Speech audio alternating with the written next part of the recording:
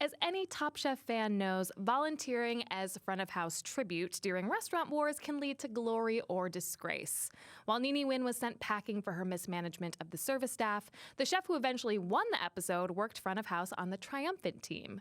Front of house work is notoriously thankless. As the people who interact with guests directly, they're the ones who take the blame and field the ire of hangry diners. To tell us how harrowing this work can be, we're joined by Alejandra Guanipa, currently the wine director at Roman's in Fort Greene, but someone with years of experience at the front of the house. Thanks so much for joining us, Ale. Yeah, I'm so excited. Thanks for having me. So in addition to currently being at Roman's, you were at Diner, you were at Franny's, all these restaurants, perennially busy, and they don't take reservations. Yes.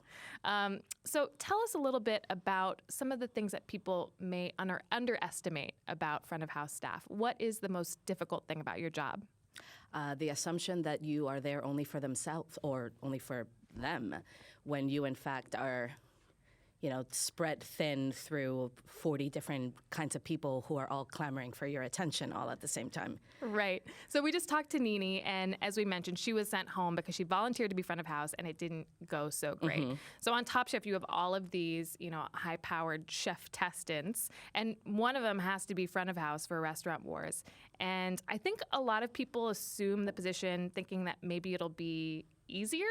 Do you ever get into that with chefs, that chefs maybe undervalue the work that the front of house staff does? I mean, if that has happened, it's been a long time in my memory, to the point that I think that no.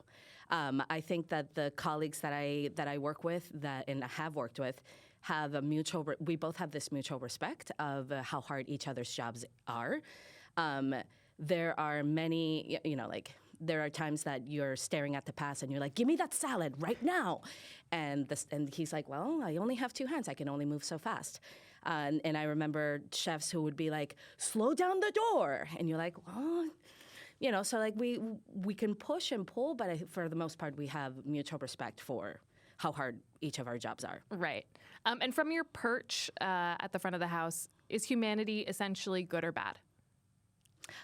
Whoa. You see the best and worst of people, so what do you think? I mean, I would say transparency and honesty and humanity will walk you half the way.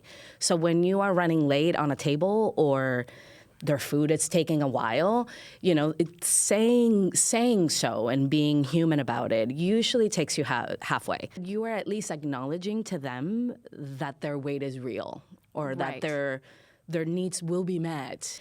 But then you have the tools in your arsenal of how to iron those little wrinkles of like... Free wine.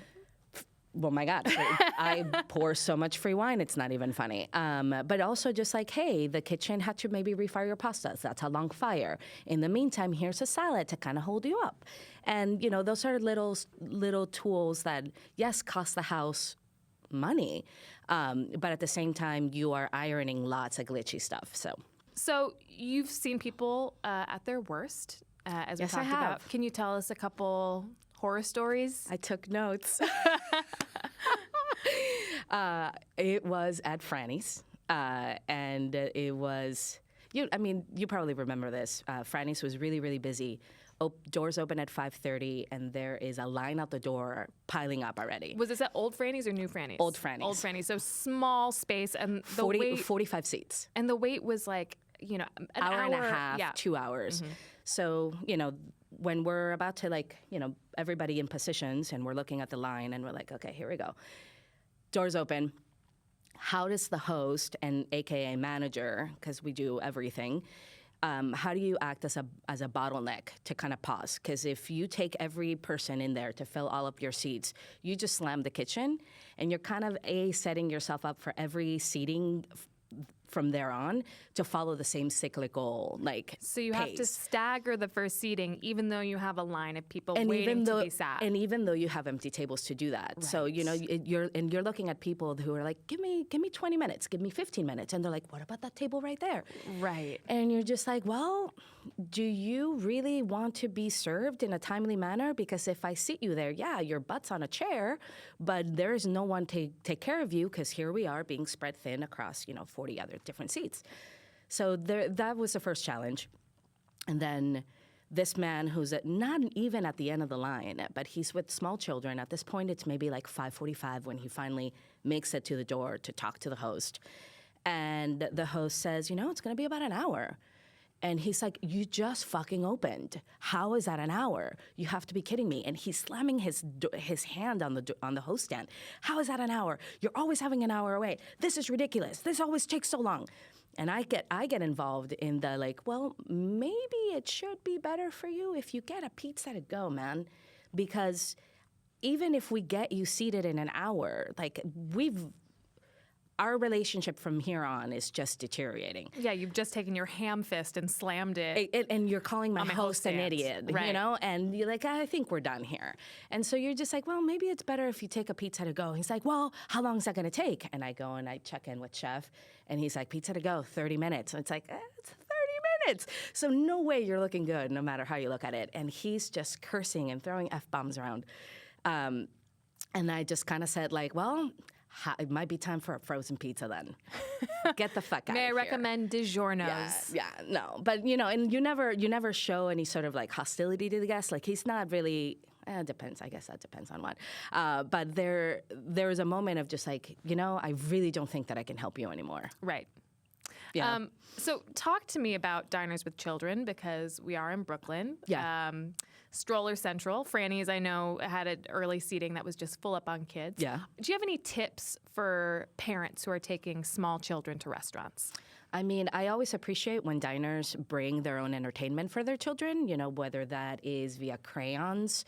I hate the digital world of children, but you know what? They're trying to enjoy an adult time with either their spouse or their friends. It might be time for the iPad to come out and, put a cork on the kid. Or also find a babysitter. Like the parents who are mindful of those factors, those are the ones that actually become the most graceful parents to wait on. So plan ahead. Bring an avocado or some Cheerios if you know that your kid's about to lose it.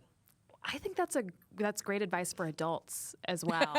Yes. Carry some trail mix or an avocado like in your bag. don't wait until you're hangry and then take it out on your host because they're telling. Yeah. Our producer Ross has a question. Is it okay to send food back? Of course it is. I mean, I'm in the business of trying to give you what you want, and if there is something that is just not to your liking, say it kindly, say it honestly, be proactive about it, but absolutely. Give me a chance to fix it. Right. We're here in the business of trying to make you happy. Like, we're all imperfect. I'm human. The chef is human. The cooks are human. If you tell me within a good, timely frame, the chef will make you whatever else. And that's really no skin off our backs. What is one piece of advice that you would leave our viewers with about how to be better guests and maybe exercise more empathy to the people who are working front of house? I mean, pleases and thank yous. Simple. Pretty simple. Your mom taught you. Yeah. Pleases and thank yous. That goes a long way. Like, I don't need to be chit-chatty. I don't need you to be my best friend. I certainly don't need to be your best friend. But a please and a thank you, we're good. I think everyone can handle that. Everyone should so. be able to handle that. Ale, thank you so much for coming on the show. Thank you so much for having me. This was so much fun. Yay.